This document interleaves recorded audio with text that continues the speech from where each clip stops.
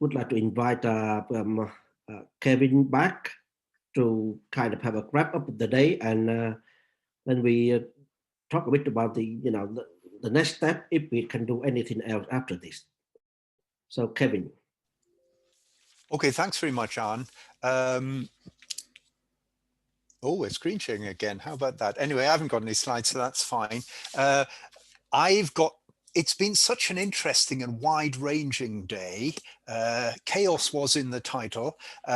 My notes on what has been done are a bit chaotic as well. So I think all I'm going to be able to do is to give you a personal view on some highlights for me and what's been discussed. I will talk for about 10 minutes and we'll see how much I get through. Because there were so many interesting things and such a change from what I normally do on a Friday. What I normally do on a Friday is I write comments for the Science Media Centre about the revisions to the R number and the growth rate that have come out of SAGE and the Government Office of Science, and on the weekly information about the ONS infection survey. If unlike me, you haven't been sort of madly looking at these, I will briefly say I did look at them anyway. I haven't written comments today. There's good news from the ONS infection survey. They've eventually got off the fence and said, rather than saying that the previous rise in infections seems to be flattening off, they are now saying it's falling. The R range, which was 0.9 to 1 last week, is now 0.8 to 1, and the interval for the growth rate is -3% to -1%. So they're saying things are decreasing. We'll have to see how that continues. Anyway, that's the news bulletin. I think I'm going to talk about things in the reverse order than what my notes cover, and that's partly because this is something I really want to get to because it came up so much in the last session, and it came up throughout the talk. It was throughout the talks, throughout the day. It was to do with what at one point Paul Bradshaw early on said was the educational role of journalists in telling people what's actually going on, and there was a bit of criticism of whether that was an appropriate name for it. And a lot has been said about public literacy, data literacy, media literacy, whether that's a word for it or not. It keeps on coming back. And I think there will be changes in the future. I think that's been made clear in how the public deal with questions of data, the public deal with scientific information. And a lot of that, I think, does come from what people will have learned from journalism. I mean, I have absolutely no survey data on this, but a lot of people in the country now know at least something about the R number. Did they learn about that at school? No, they didn't. Did they learn about that at university? If they went, well, a few of them will have, but really, I doubt it. They learned about that from journalists to a large extent, journalists learning to explain this, maybe a bit from other sources, but a lot of this came from journalists, and on the whole, not a bad job was done on that, I feel. And I think there is an important role for this. That's how most people in the country pick up new information from journalism and from sources like that. At least that's how they pick up reliable new information, but we won't go into that. Then there's the questions of data literacy and how that important that is. Helen Kennedy came up with some warnings on calling it literacy because of the opposite being illiteracy. And I think that's an important insight. And there's been discussion about critical thinking skills from many points of view. Just on that one, immediate response to something Helen said. Helen did point out it is taught at school in A-levels like history, media studies, and certain other subjects like that. And she made some comment about, well, you couldn't really expect it to be taught in mathematics. We have to remember that mathematics is by some margin the most commonly taken A-level, and there's almost nothing about critical thinking in it, a little bit perhaps in the statistical content, but really very little. The other really commonly taken A-levels these days are mostly in science subjects, including psychology, and I'm sure there's a bit in that, but really we do not cover this enough. I think a lot of what is required in data literacy generally is not teaching people how to do statistics, it's empowering people to question sensibly things that they're asked about, and that's really important. And not to make them act like statisticians. They are different actors, they have different points of view, and that ought to come across. And the question of media literacy, yeah, I think people ought to be more aware of media processes. And I would apply this to my fellow statisticians and scientists. It always amazes me how little many of those people, many of the professionals in those areas know about how stories actually get onto the television news, get into newspapers, get into news websites. Really not enough is known about that. People ought to know about it more. And on critical thinking skills generally, yeah, people need to talk to people. People need to know about qualitative skills as well as quantitative skills. Something that Tom Whipple said in his talk earlier on: numbers aren't the whole story, and we ought to be aware of that. That's absolutely true. Numbers aren't even the whole story about the numbers, I would say. One example of this is something that actually David Spiegelhalter and I have both been banging on about when the ONS deaths data come out every week. It's the large numbers of excess deaths at home in England and Wales compared to the average over the last 5 years. You know, they're running at about 1,000 a week extra deaths. They aren't from COVID, or at least it isn't COVID on the death certificate. We don't know what's going on. And because we've been fussing about this, I've certainly been asking, I'm sure David has, what's really happening here? Can you find out more? People looking into this? And what I say to them is, well, yeah, there's been some analysis of the data, but actually this is not the sort of thing you can tell about by looking at the numbers. How you learn about the meaning of those numbers is to go to talk to people. You know, what happened when your mother died or something like that, and just not enough of that is happening. So we need things that aren't numbers in order to understand what's going on with the numbers. So what shall I come to next? Well, one thing that the whole thing's reminded me of is something that I learned. I sort of knew it already, but I learned when I started working as an advisor on More or Less. I was an advisor on that because the Open University co-funds those broadcasts. And I learned this from Michael Blastland, who is the original producer of More or Less, who essentially, he isn't a graduate in a numerical subject. He is a graduate in English, if I remember rightly. He knows about telling stories. He knows about narrative. And narrative is so important in all of this.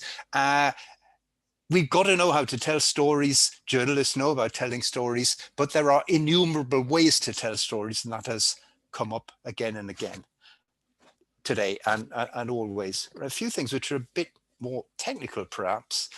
A lot of people were asking questions, particularly the journalists, and raising issues about data availability. Two things on that. One is that a lot of the data come from government sources, from the Office for National Statistics, from PHE, from similar bodies in the devolved administrations, and from the NHS. One thing I'd want to ask is, I think there's much more use of ONS data in writing local stories, often about COVID. But the point is that the ONS have put out a lot of data on local issues anyway. They've always done that, but they haven't always been used very much in journalism. And I hope that one change that might happen is that journalists start using this valuable source much more than they have in the past. And other points have been made about the lack of availability of some data, particularly when the data are referred to by politicians. And I'll just point out one thing there. People were talking, Claire Miller was talking about, writing to the ICO about this, but there are other sources, and I just don't know if they're used. I suggest they might be. The UK has got an independent national statistical service. As I mentioned in my talk earlier on, it isn't responsible to the government, it is responsible to Parliament. And in connection with this, there's a code of practice for statistics. And the code of practice for statistics says a lot of interesting stuff, including essentially that politicians, it's put more formally, and there are various letouts, politicians shouldn't use unpublished government data to make points. It ought to be available to everybody. And if it's not, there's another route for complaint through the Office for Statistics Regulation, who do have a certain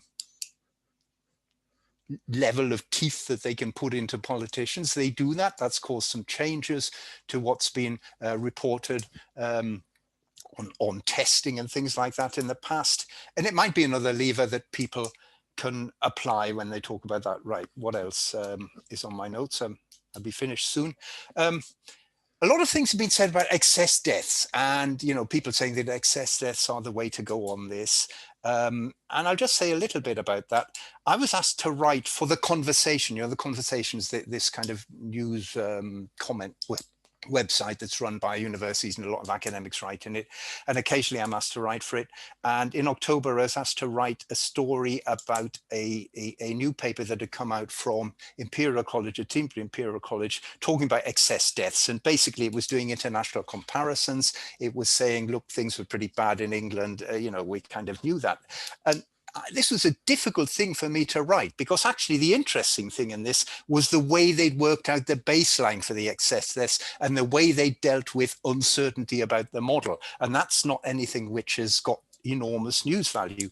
The news value of saying, well, things were worse here than they were in a lot of other countries, well, that's already known. It's known from things that the economists did. It's known from things that our World in Data did. It's known from things that the New York Times did, all of which are available in different forms on GitHub and available to anybody. I mean, what the Imperial people did is also available on GitHub. And it's kind of interesting. It seems so important that the economists and that those other sources have been able to do that, to make that stuff available, that that is really excellent. And I hope that continues. And I hope the conversation asks me to write about that if they ask again, not about a paper where the only really interesting stuff is in the methodology. So I think I'll finish off with just one thing, which is what should be published. And something that's always appeared a bit strange to me is the concept of news value in relation to things that everyone else is going to publish. And Jane Kirby mentioned this. She mentioned that they have to keep publishing these daily figures on cases and on deaths, which are based on the date they're reported rather than the date that people actually died or tested positive, because her customers want it. And of course she has to do what her customers want. But why does everyone want this stuff? It's really not very helpful for reasons that have been gone through endlessly in different forms today. Can somebody please stop, is all I can say, and say, look, this is really not helpful. Anyway, I've had my allotted 10 minutes and slightly more. So thank you very much to everybody for taking part in this. Thank you again for the invitation. It's been a great day, and I hope things progress from this. So that's all from me. Bye. Thank you, Kevin. That's wrap up the day very well. Just from my perspective, I just want to add one thing. One thing that I really kind of find from this today is there are issues with journalistic practices, but what we're seeing today is there are a lot to celebrate from what the innovations that have been presented today, from the Times, international comparison to economic mobility data and all, and localized approach of risk and all of those. And I think there are a lot for us to take away from this today, and to share with other journalists and other newsroom in the UK and beyond. That's basically what I would want to add. So we hope that you, thank you a lot. Thanks. Many thanks for staying, until now, and I hope you have a good day.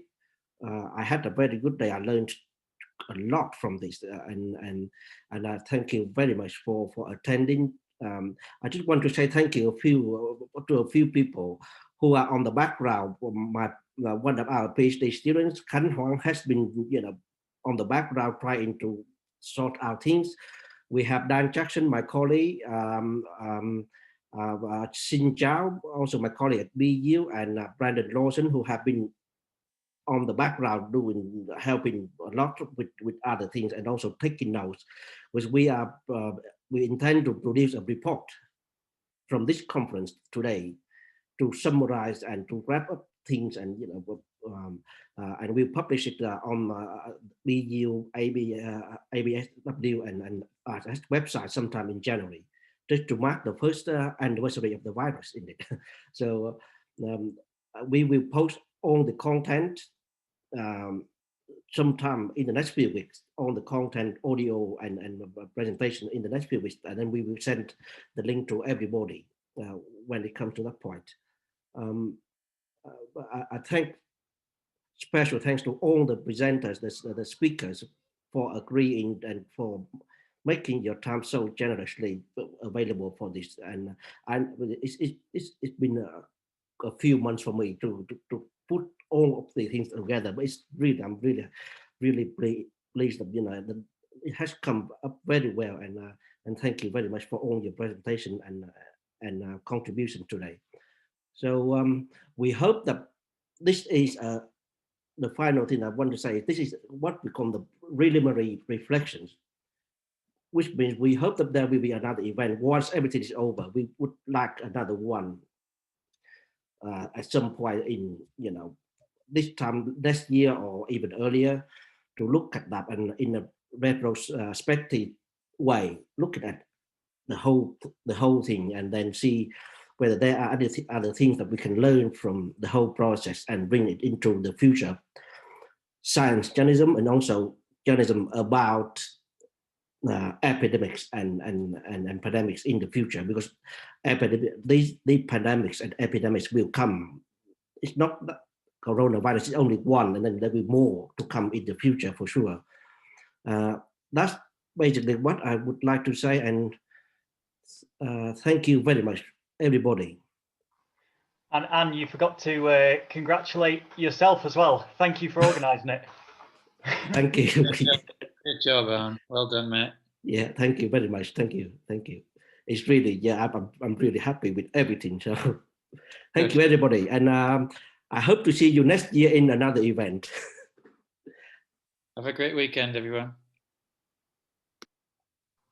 Thanks very much, Anne. See you later.